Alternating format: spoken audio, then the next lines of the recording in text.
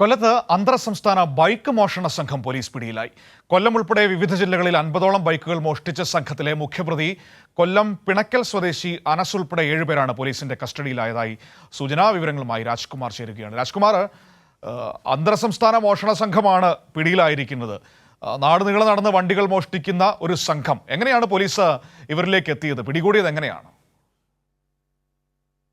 ഇത് ഒരു വ്യാപക പരാതിയും അതുപോലെ പോലീസിന് ഒരു തലവേദന കൂടിയായിരുന്നു. കൊല്ലം നഗരത്തിന്റെ പ്രധാനപ്പെട്ട ഒരു പോലീസ് സ്റ്റേഷൻ, അതിന്റെ ഹൃദയഭാഗത്തുള്ളതാണ് കൊല്ലം ഈസ്റ്റ് പോലീസ് സ്റ്റേഷൻ.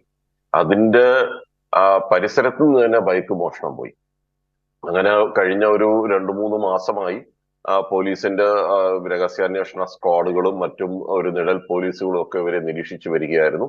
ഇതില് ഒരു ബൈക്ക് അവസാനം നഷ്ടപ്പെട്ട ഒരു ബൈക്കിന്റെ ഒരു CCTV ദൃശ്യങ്ങൾ ലഭിച്ചു. അതൊരു അവ്യക്തമായിരുന്നു, എന്നാൽ പോലും ആളെ അതിലേക്ക് വിരൽ ചൂണ്ടുന്നതിലേക്കുള്ള ഒരു ചെറിയ അതൊരു എവിഡൻസ് ആയി മാറി. അങ്ങനെയാണ് അനസ് എന്ന് പറയുന്ന ഈ പിണക്കൽ സ്വദേശി ആയ യുവാവിലേക്ക് എത്തിയത്. ഇയാൾ മുമ്പും മോഷണ കേസിലും മറ്റു കേസുകളിലൊക്കെ പ്രതിയാണെന്ന് പോലീസ് പറയുന്നു.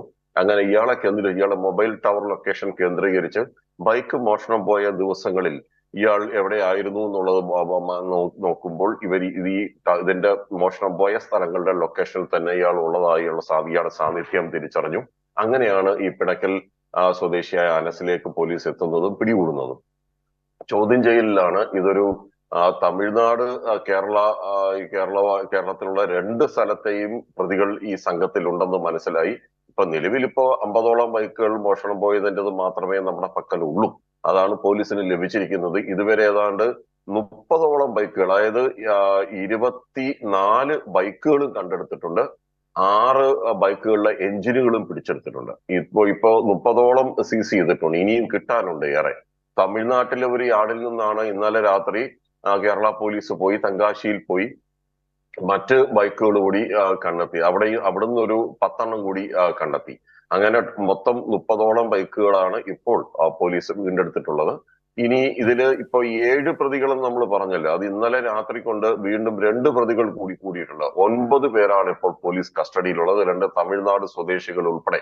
തെങ്കാശിയില് യാർഡിൽ നിന്നാണ് മറ്റു ബൈക്കുകൾ പിടിച്ചെടുത്തത്. അവിടെ ഇത് രഹസ്യമായി സൂക്ഷിച്ചവരും ഇവരെ സഹായികളായിട്ടുള്ള 2 പേരെ കൂടി പോലീസ് ഈ കസ്റ്റഡിയിലെടുത്തു. നിലവിൽ 9 പേരുണ്ട്. ഇന്നൊരുപക്ഷെ പോലീസ് ഔദ്യോഗികമായി ഒരുപക്ഷെ വാർത്താ സമ്മേളനം നടത്താൻ, കമ്മീഷണറോ മറ്റോ വാർത്താ സമ്മേളനം നടത്താനുള്ള സാധ്യത തള്ളിക്കളയാനാകില്ല. പത്തനംതിട്ട, ആലപ്പുഴ ജില്ലകളിലും ഈ സംഘം മോഷണം നടത്തിയതായിട്ടാണ് സൂചന.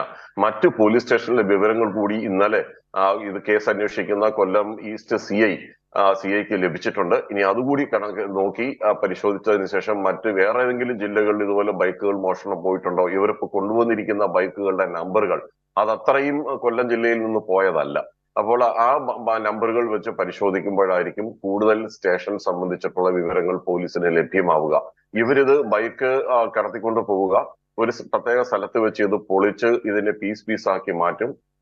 ആക്രി കടകളിൽ സെക്കൻഡ് ഹാൻഡ് സാധനങ്ങൾ വിൽക്കുന്ന കടകളിലേക്ക് ഇത് എത്തിക്കും. ബാക്കിയുള്ളത് ആക്രി കടകളിലേക്ക് പോകും. ഈ നിലയിലായിരുന്നു ഇവരുടെ ഒരു വിൽപ്പന. ഒരു ബൈക്ക് കടത്തി വിൽക്കുമ്പോൾ 1 ലക്ഷം രൂപ വിലയുള്ള ഒരു വലിയ പഴക്കമില്ലാത്ത ഒരു ബൈക്ക് പോലും ഇവർ ഇത് കടത്തി വിൽക്കുന്നത് 25,000-30,000 രൂപയ്ക്കാണ് ഇത് വിൽക്കുന്നത്. എഞ്ചിനാണ് പ്രധാനപ്പെട്ട ഐറ്റം. ഇത് വാങ്ങാൻ ധാരാളം ആളുകളുമുണ്ട്. ചേസിസിൽ എന്തെങ്കിലും മാറ്റം വരുത്തുമോ തുടങ്ങിയ കാര്യങ്ങളൊന്നും വ്യക്തതയില്ല. അത് ഇന്ന് പോലീസ് ഔദ്യോഗികമായി പറയുമ്പോൾ മാത്രമേ അത്തരം കാര്യങ്ങൾ ഒരു വ്യക്തത വരികയുള്ളൂ. എന്തായാലും ഇരുചക്ര വാഹന ഉടമകളുടെ മനസമാധാനം കെടുത്തിയ ഈ പ്രതികളാണ് ഇപ്പോൾ പിടിയിലായിരിക്കുന്നത്. ഇനി കൂടുതൽ മറ്റ് മോഷണങ്ങൾ സംബന്ധിച്ചിട്ടുള്ള കാര്യങ്ങളും ഇവർക്ക് ഏതെങ്കിലും തരത്തിൽ ബന്ധമുണ്ടോ എന്ന കാര്യങ്ങളിൽ പോലീസ് ഇപ്പോൾ അന്വേഷിക്കുന്നുണ്ട്. മനു. ശരി രാജ്കുമാർ, ഓക്കെ, താങ്ക് യു.